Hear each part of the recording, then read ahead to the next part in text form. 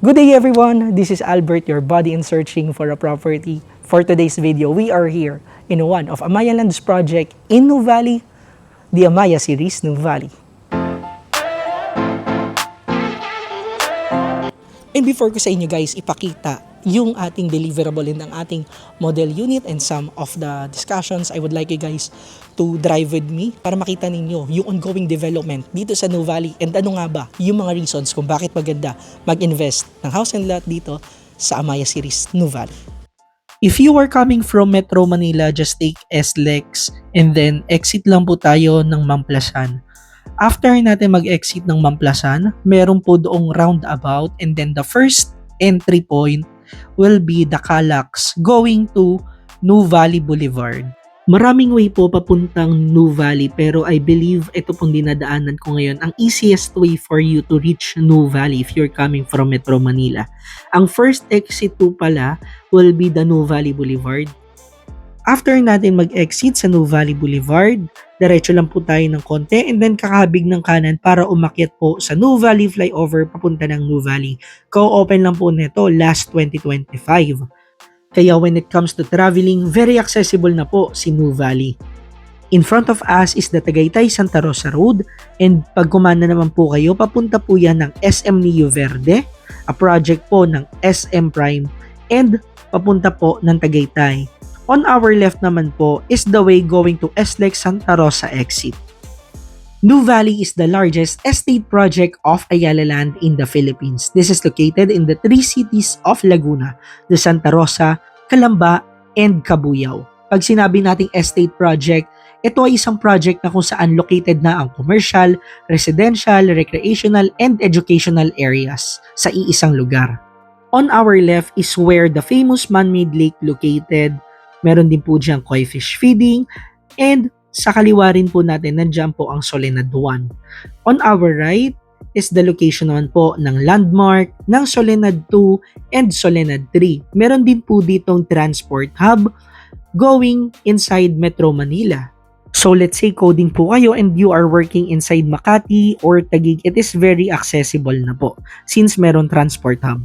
And for those who are still wondering how big is 2,500 hectares, imagine po, 10 times size po ng BGC and twice of Ayala Makati. Ganun po kalaki ang Nuvali.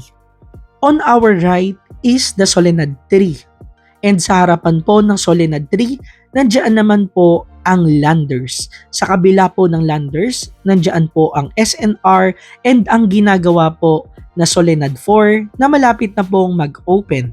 Kaya when it comes to groceries or shopping, marami po kayong option dito sa Nuvali. We are now still in Nuvali Boulevard and kung napapansin nyo lang po, wala pong mga wires na nasa kalsada dahil lahat po yan is underground na. Also, marami ring mga greeneries dito.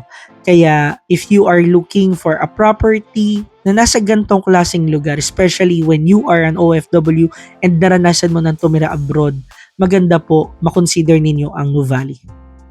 Before we go to Amaya series Nuvali, papakita ko lang po sa inyo yung big box. Kakanan lang po tayo dito sa may Nature Avenue. I hope this video helps po sa mga nakapag-invest na sa Nuvali, whether you are my clients or not. I hope po nagugustuhan ninyo yung ginagawa nating drive tour. Sa kanan po, ayan po yung papuntang Solenad 4 and SNR. And nandito po sa kanan din natin yung mga stand-alone na Jollibee, Coffee Bean Tea Leaf, McDonald's, and ang roadside store po na Uniqlo. Ayan po yung tinatawag natin na big box. So let's say if you want to dine, pwede po kayo dyan instead of going to our Solenad malls. And we are now taking U-turn. Nasa tapat po natin ngayon ang Healthway Qualimed Hospital Santa Rosa. This is operated po ng Mercado General Hospital in partnership with Ayala Land. It features advanced specialized care like hemodialysis, kidney transplant service, neurostroke, heart, and vascular. And as someone na nangangarap magkaroon ng sariling bahay, for me, this is the best feature of Nuvali, ang pagkakaroon ng hospital inside the estate. And we are now going back to Nuvali Boulevard. In front of us is the East Block. It is a 12-hectare mixed-use commercial district na designed for a corporate headquarters, hotels, BPOs, graduate schools, and residential projects. And the exciting part is that Ayala Land recently launched the plan about the Metro New Valley. It is a new 200-hectare central business district that is designed as a sustainable and future-ready hub for the Calabarzon region. It will be divided into three main districts. First is the Lakeside District with a total of 100 hectares. It will be known as the Lifestyle Hub. It features the expanded Ayala Mall's New Valley with additional of 50,000 square meters of new retail space. Plus, nandiyan pa po yung Seda Hotel and some of the new office towers na located po sa may New Valley North. And also, magkakaroon po ng rehabilitation ng ating man-made lake. The second district will be the Central District with a total of 40 hectares. It will feature office towers, workspaces, plus a 3-hectare Central Park. And East Block is part of that Central District. And the third will be the Civic District with a total of 60 hectares. And meron pong designated na 2-hectare Santa Rosa Civic Complex that includes Satellite City Hall and the one-stop shop for services and the command center. Imagine having a government offices inside New Valley. Magbe-benefit po talaga dito ang mga resident ng New Valley, even the neighbors. And additionally, magkakaroon po ng New Valley Parish Church inside Civic District. And I hope this Metro New Valley plan will help you decide na mag-invest na po with New Valley. And for those who invested first sa loob po ng New Valley, congratulations na po sa inyo ngayon pa lang. We are still in New Valley Boulevard and nandito po tayo ngayon sa Teralay Rotonda. The first exit po will be the way going to Casile Road papunta po ng Marcos Mansion and Tagaytay. And yung pangalawang exit naman po will be the extension of the New Valley Boulevard. Diyan po tayo kakanan. And we are now in New Valley Central. Pagkalagpas po ng guard, sa kanan po natin, madadaanan po natin ang Central Block. Ito po ay 12 hectares na commercial area. Meron na po ditong the shops, na ongoing po ang construction, and Merrimart Grocery. Designated po itong mga lots for various uses like offices, residential buildings na hanggang 5 stories po, and for educational facilities din. Maybe some of our viewers are still thinking kung kaya nga ba talaga i-develop ni Ayala Land ang buong New Valley sa laki nito. For me, the answer will be definitely yes. Nagawa ni Ayala Land pagandahin ang BGC and ang Ayala Makati. And as the top developer in the Philippines, naniniwala ako na in the future, magmamatter din po ang lahat ng mga master plan. After the Central Block, kumanan lang po tayo sa Conservation Avenue and nasa kanan po natin ngayon ang Xavier School. Isa po sa mga reputable na school inside New Valley. So if you are a parent and naghahanap po kayo ng K-12, ito po ay isa sa mga option ninyo inside New Valley. So we are now driving in Conservation Avenue and nasa kanan po natin ang Amaya Steps New Valley and ang Amaya Steps Parkway New Valley. In front of us is also an Avida Lands project. That is the Solara Park Stories. Naka-presell pa po yan and the turnover date will be 2027. So if you are also looking or considering of having a condominium inside New Valley, message nyo lang rin po ako. From Solara Parks, nag-turn left lang po tayo sa Evolving Parkway and then we are going to turn right sa Ecology Avenue. And dito pong Ecology Avenue is the main way going to Amaya Series New Valley. On our left po pala is the Los Cara, that is an exclusive subdivision, a project of Ayala Land Premier. So if you are looking for a lot ranging from 600 up to 2,000 square meters, available po yan. And we are now here in Amaya Series New Valley. We are now approaching the main entrance and we just presented our ID. And that's how good the security here in Ayala Land's project. On our left is the Sector 3. Ayan po yung in-offer natin. It will be having a total of 198 units and a total land area of 2.6 hectares po. For our Sector 1, sold out na po siya, and for our Sector 2, may mga iilan na lang po na ready for occupancy na unit. So if you are considering of purchasing an RFO unit, message nyo lang rin po ako. In front of us is the amenity area. Nandyan po yung ating basketball court, yung ating swimming pool, and yung ating pong clubhouse. Nasa likuran po ng ating clubhouse, nandun po yung park, yung playground, and ang picnic area. So yun guys, nakita nyo na kung ano yung development sa New Valley. Meron na po akong previous na video with this units, pero maganda po na magkaroon ulit tayo ng panibago para sa ating mga new subscriber and sa mga naghahanap po ng bahay. This Series 65 has a floor area of 65 square meters, kaya po tinawag na Series 65, and has a lot area of 65 square meters sa inner unit, and sa end unit, ang average lot size po is 85 square meters. So, ito pong end unit, ito po yung magiging deliverable na unit natin. So, same lang po sila ng deliverable, no, sa inner unit. So, let's start na po. So, as you can see, we have a 2-story townhouse, minimalist ang design, earth tone colors ang ginamit, kaya hindi po siya masakit sa mata kapag natututukan ng araw. You have this frontage, kung makikita ninyo, meron po kayong enough space for your 2 cars. And before po tayo pumasok sa ating unit, pakita lang po natin itong gilid ng ating bahay. So, ito po is i-deliver lang sa inyo ng lupa, no? Yung sa parking naman po, i-deliver po siya ng cemented. So, ito po, you can use this as an expansion if you want to have a bedroom in the first floor, or if ever that you want to extend your kitchen, pwede rin po. So, ito po yung 85 square meters na lote. And ito po yung kanyang magiging service area. Meron pong saksakan, meron pong gripo, and ito po yung pintuan, papasok po sa ating kitchen area. So, tara, pasok na po tayo sa loob ng bahay.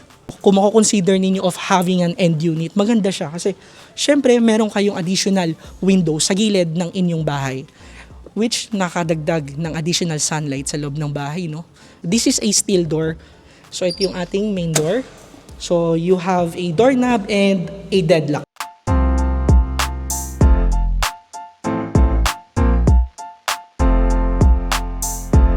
You have white vinyl planks. You have 2 windows beside of your house. This can be the space for your living area. This will be the space for your dining area. And this will be your kitchen. Ito na yung i-deliver sa atin na sink. You have underneath cabinets na soft close po siya. And then, may mga saksakan na rin for our kitchen appliances. And this is the steel door going to your service area. Andito po yung ating main panel. And this is the first toilet and bath located sa first floor.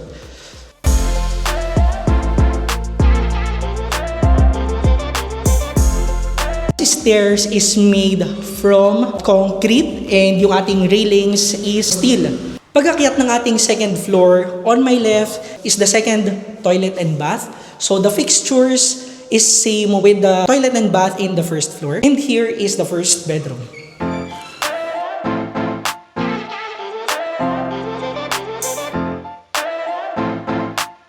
And here is the second bedroom. And lahat po ng kwarto is may bintana, and lahat rin po ng kwarto is meron pong provision for aircon. And here is the third bedroom.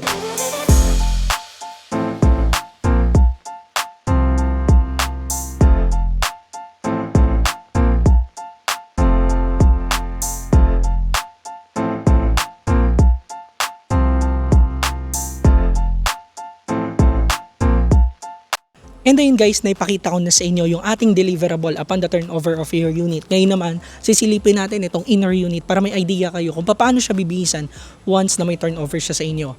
By the way guys, for our inner unit, yung second bathroom niya po is located sa master's bedroom. Ayun po yung advantage when you get an inner unit, no? And for our inner unit, again, this is a 65 square meters lot area. So wala ka pong lots beside of your house, but still you have a decent space for your parking area. So ito na po siya. By the way, cemented po siya kapag dineliver, hindi po siya gantong tiles. This is just an inspiration. Naglagay po siya ng pocket garden. And let's now enter the model unit.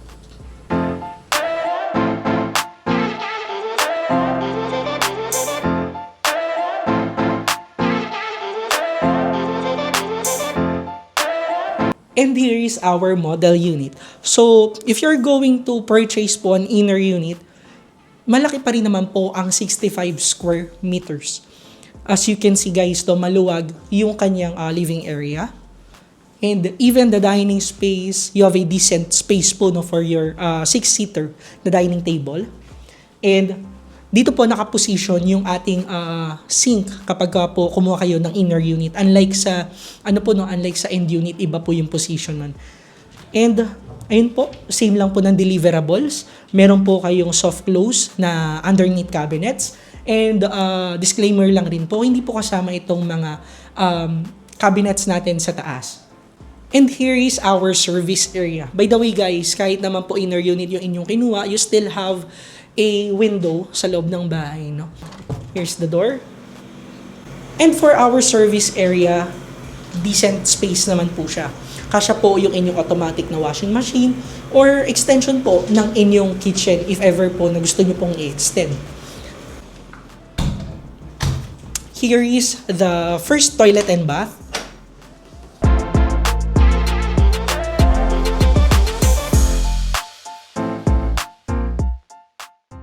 By the way guys, for our deliverable, wala po siyang stopper pero dito sa ating model unit, naglagay po sila ng stopper. So at least para magkaroon po kayo ng idea. Pag-akyat po ng ating second floor, nasa kanan po yung first bedroom.